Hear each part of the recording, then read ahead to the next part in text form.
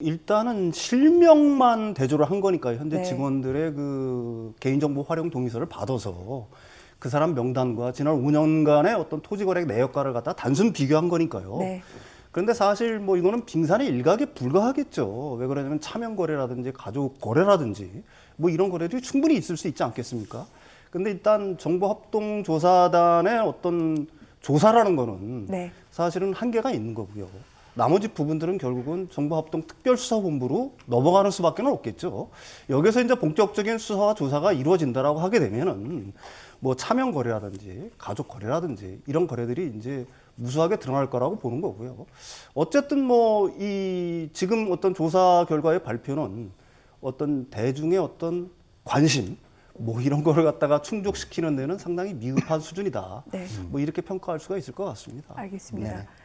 빙산의 일각일 것이다라고 윤 평론가께서 말씀을 하셨는데 물론 이번 1차 조사는 한계가 분명합니다. 국토부와 LH 직원 본인만을 대상으로 그것도 3기 신도시 국한에서 지금 조사가 진행이 됐고요. 나머지 부분에 대해서는 이제 국수본 등으로 넘겼다라고 어제 정세균 총리가 얘기를 했는데 민변과 참여연대 어제 결과에 대해서 정부 합동조사 한계가 드러난 거다 이렇게 또 쓴소리를 했습니다. 고모님 어떻게 보셨습니까? 이 일자를 보면요, 이제 핵심 증거를 확보하는 게 굉장히 중요하지 않습니까? 그럼 5일 날 영장 청구를 합니다. 네. 그리고 9일 날 이제 영장이 집행이 되고요. 그리고 어떻게 이틀 만에 1차 조사 결과가 나오죠? 이게 그러면은 지금 14,000명 정도를 조사했다는데 이렇게 빨리 나올 거면은 이게 뭐 진짜로 뭐 수박 훑기식으로 지금 지나간 거 아닌가 이렇게 지금 생각이 되고요. 조사라는 단어가 굉장히 귀에 어색합니다. 이거는 국민의 신뢰를 무너뜨린 투기 범죄라고 분명히 말씀을 하셨으면 이건 수사를 해야죠. 그래서 이렇게 조사를 한다는 자체가 저는 뭐 의문시 되고요. 처음부터 의혹의 몸통일 수도 있는 그런 LH 전직 사장이나 뭐 국토교통부 공무원이 조사단에 들어가 있는 자체가 국민들의 신뢰를 만족시키지 못하고 있다고 보여지고요.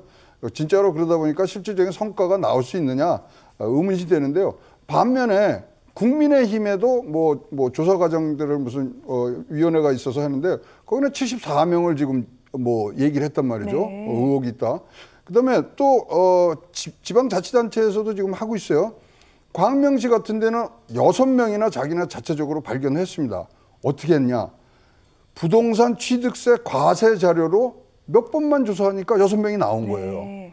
분명히 방법도 있고 의지만 있으면 분명히 이거보다 훨씬 우리 국민들의 신뢰를 다시 회복시킬 수 있는 그런 결과들을 내주셔야 되는데 진짜로 진짜 큰 헛웃음 주신 것 같습니다. 알겠습니다. 큰 헛웃음이라는 말은 어제 국민의힘에서도 했던 이야기이기도 한데요. 아마 정부도 이 같은 비판적인 여론은 충분히 수렴하고 있을 겁니다. 나머지 사항은 이제 강제 수사권을 갖고 있는 합동수사단에서 진행을 한다라고 정세균 총리가 밝힌 바 있는데 부동산 범죄와의 전쟁을 시작하겠다라고 선포하기도 했습니다. 앞으로 어떤 결과 내놓을지 그래서 국민들이 계속해서 지켜보고 있는 중이기도 합니다. 이런 가운데 오늘 경제 전문가 모셨으니까 이제 이것을 어떻게 풀어가야 할지 일단 LH 관련된 내용부터 좀 여쭤보도록 하겠습니다. 정세균 총리 어제 그 기자회견에서 LH에 대해서는 해체 수준의 환골 탈퇴를 추진하겠다라고 얘기를 했습니다. 국민 신뢰 이미 무너질 대로 무너진 이 LH 한국주택공사 그렇다면 어느 정도로 이 개편을 해야 된다고 보십니까? 좀 뭐 지난 시간에도 이제 해체가 바른 수순이다 그랬는데 네. 사실 해체해야 되는 그런 뭐 중요한 근본적인 당연성이 뭐냐면요. 이제는 택지를 대규모로 개발하고 그러는 고도 성장기는 아니거든요. 네. 근데 그럼에도 불구하고 지금 LH가 독점적 정보와 그다음에 다양한 업무를 하고 있습니다. 뭐 토지 개발이나 주택 공급 관리 뭐 그다음에 복지 뭐 이런 것들을 하기 때문에 이건 충분히 민간 쪽으로 이양도 가능하고 이것을 꼭 정부에서 공공주택의 공급이라는 차원에서 갖고 간다 그러면 조그만한 부서로 건교부에 지금 놔둘 수도 있거든요. 그래서 지금 발본색원이라는 얘기를 많이 하지 않습니까?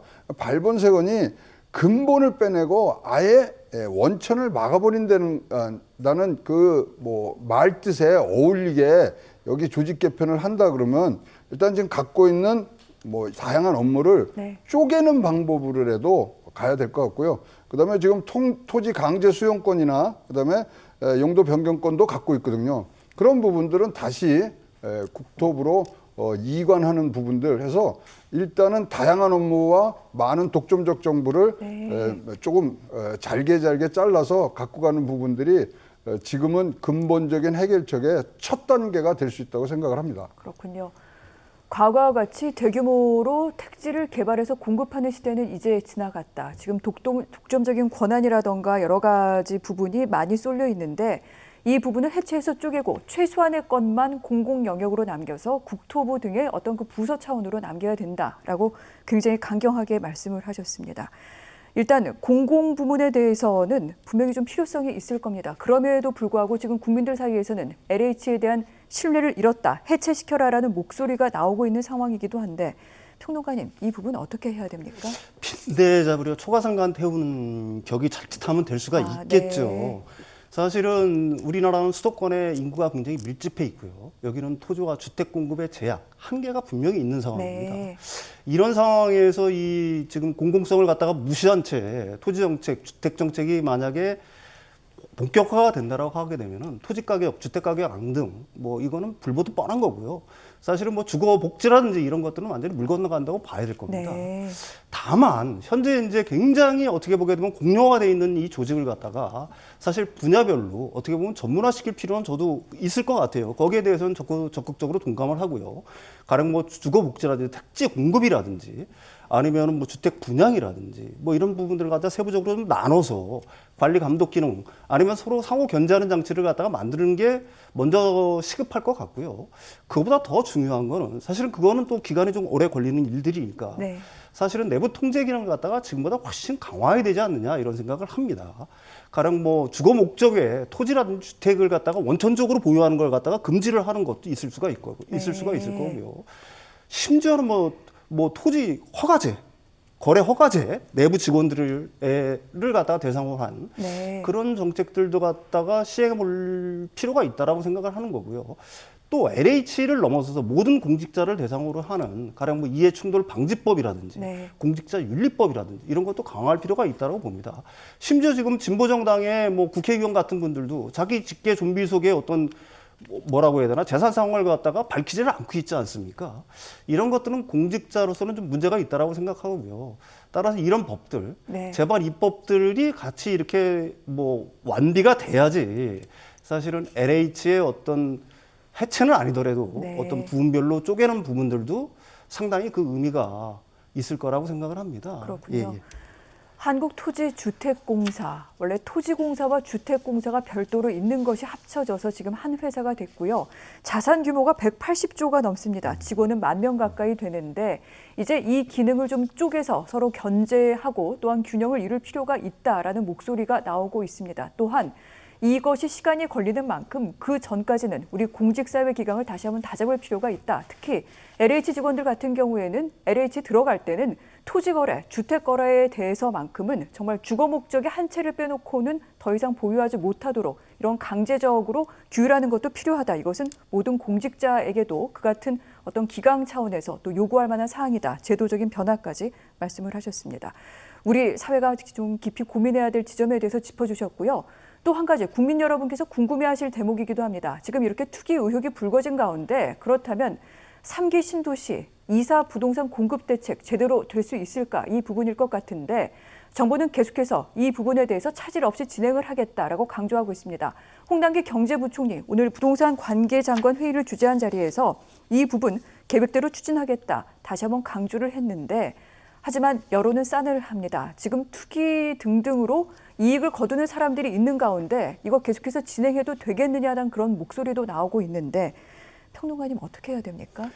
공급 대책은 차질 없이 추진을 마땅히 해야겠죠. 네. 사실 뭐 이런 문제가 터지면서 저는 어떻게 보게 되면은 이게 언젠간 터질 게 드디어 터졌다. 그런가요? 그리고 이번 기회를 어떻게 보게 되면은 어떤 전화위복의 기회로 삼는 네. 거는 우리한테 굉장히 중요하다라고 저는 생각을 합니다. 이미 뭐 인천 계양이라든지 일부 지역 같은 경우에는 토지 보상 자체가 이미 이루어지고 있어요. 3기 신도시 네. 중에서도요. 네. 사실 차질 없이 뭐 진행이 어느 정도는 되고 있는 거고요. 특히 또 이 공급 대책이라는 거는 어떤 시장의 요구에 따라서 만들어진 거 아니겠습니까? 강하게 그 공급을 갖다가 원했기 때문에 사실은 정부에서 국토부에서 이걸 갖다 강하게 추진하고 있는 거고요. 이걸 성공적으로 마치는 것과 네. 사실 이번에 어떤 LH라든지 어떤 공직자 비리를 갖다가 발본색원하는 것과는 저는 어떻게 보게 되면 결이 약간 좀 다르다라고 봅니다. 오히려 이번 기회에 이런 어떤 공직자의 어떤 비리 문제들, 네. 특히 부동산에 관한 어떤 비리 문제들은 정치인을 포함해서 완전히 털고서 우리가 나가야지 어떤 새로운 계기, 부동산 정책에도 어떤 새로운 계기들이 만들어질 수 있다고 생각을 합니다. 그렇군요. 자, 그런데 한 가지 사실을 좀 전해드리면서 최영호 고문님께도 좀 질문을 드리도록 하겠습니다. 이렇게 신도시 투기 의혹이 불거졌고 지금 LH 직원들이 집중적으로 투기한 것으로 의심되고 있는 곳은 경기 시흥과 광명입니다. 그런데 이런 가운데 지금 이 광명과 시흥의 아파트 가격은 계속해서 상승하고 있는 중입니다. 지금 표로 보여드리고 있는데 제일 아래쪽에 있는 지표는 서울입니다. 지난달 0.9에서 0.8, 0.7로 물론 상승은 하고 있습니다만 그 상승세가 조금 주춤하고요. 그 바로 위에는 경기도입니다. 0.46에서 0.38로 상승세 조금씩 그래도 완화되고 있는데 시흥시 같은 경우에는요. 0.38에서 이번 주 초 0.82로 그 상승세가 가파르게 올라가고 있습니다. 광명시도 0.42에서 잠깐 떨어지는 것 같다가 0.42 계속해서 유지가 되면서 경기 전체 평균보다는 지금 높은 상승세를 보이고 있는데 아니 신도시라는 게 사실은 어떤 그 가격을 잡고 투기 같은 것들을 방지하기 위해 시행이 되는 정책인데 오히려 아파트 값은 오르고 있습니다. 그렇네요. 근데 이것의 답은 앞에 질문이 답이었던 것 같아요. 이사 부동산 공급 대책을 차질 없이 진행한다고 해놓으니 네. 지금 이 부분들은 뭐 어쨌든 간에 앞에 수사 이런 것들에 관계없이 지금 간다는 거죠. 그런 부분들이 깔려 있기 때문에 진짜로 발본색원하려고 그러면 저는 이 뭐 부동산 공급 대책 지금은 조금 멈춰서 다시 뭐 초기부터 뭐 제로 베이스에서 다시 봐야 된다고 생각을 네. 하거든요. 자, 저기서 이게 이사 부동산 공급 대책이 지금 나가죠. 나가서 계속 한다 그러죠. 그다음에 광명 시흥 쪽에서 토지 수용을 하려고 그러면 지금에 있는 데모는 데모도 아닙니다. 그 앞에 지금 뭐 플랜카드 들고 지금 뭐 다 얘기하라고 그러고 뭐 밝히라고 그러지 않습니까? 그런 부분들이 더욱더 시흥에 있는 아파트 값에 공급에 지금 차질을 주는 거거든요. 이사도 안 가고 그러면 이 부분들은 아파트값 상승으로 이루어질 수밖에 없고요. 자, 이 부분 이사 잘 봅시다. 그럼 2023년부터 청약이 들어가는 거거든요. 다음 정권에 이 무거운 짐을 던져주지 마시고요. 이거는 그러면 다시 처음부터 진짜 제로 베이스에서 다시 시작하는데 뭐 여기를 안 한다는 얘기가 아니고 어떤 것이 잘못됐는지를 먼저 체크를 한 다음에 그 위에 아파트를 짓고 새로운 공급을 해야 이것이 진짜로 국민의 신뢰를 바탕으로 가는 부동산 정책이 되지 이 부분들은 뭐 계속적으로 이게 아파트를 짓는다고 하니 따라서 거길로 올라가는 수밖에 없는 그런 뭐 풍선 효과까지도 생각할 수 있는 부분이 있어서 이사 부동산 대책 원점에서 다시 조사하고요. 지금 이거에 대해서 지금 정치권에서는 국정조사 뭐 얘기를 하지 않습니까? 그럼 그 결과를 보고서 하더라도 절대 늦지는 않다는 거죠. 지금에 하고 있는 일은 택지 수용이거든요. 그 부분은 뭐 급하게 하면은 진짜 한두 달이면 끝나기 때문에 이것을 무리하게 지금 밀어붙일수록 아파트값, 해당 지역의 아파트값은 올라갈 수밖에 없다. 이렇게 보입니다. 그렇군요.